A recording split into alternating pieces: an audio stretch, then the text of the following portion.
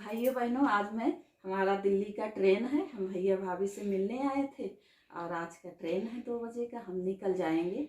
बस आप सबको यही गाना भजन लाचारी गीत सोहर ब्याह सब भाभी के थ्रू आप लोगों को सुनाया है। आप सब भरपूर आशीर्वाद दीजिएगा। आप सबको जय श्री राम। निमिया के तारे डोला रखी दे कहाँ रवाया रे, रखी दे कहाँ रवाया रे, माया मिलन हम जाबै रे लालन माया रे, माया मिलन हम जाबै रे लालन माया रे, माया मिलन हम जाबै रे लालन माया के रउबे चरवाई भी जल यार पापा जी कई कठिन कार्य जरे लालन माया रे, पापा जी के कठिन कार्य जरे लालन माया रे, पापा जी कई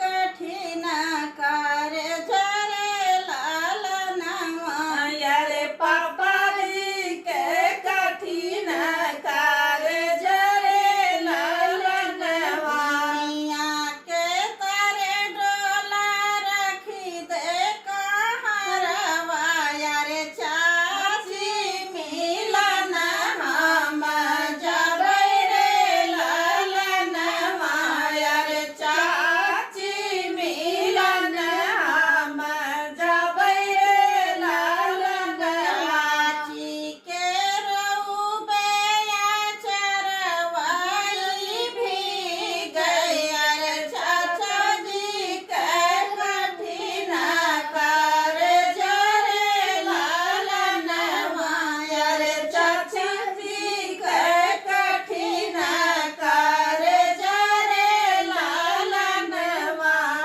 अरे, निमिया के तारे डोला रखी दे कहाँ रवाया रे, भाभी मिलन हम जाबै रे लालन माया रे, भाभी मिलन हम जाबै रे लालन भाभी के रउबे चरवाई भी गया रे, भैया जी के कठिन कार्य जरे लालन माया रे, भैया जी के कठिन कार्य जरे लालन माया। जय श्री राम।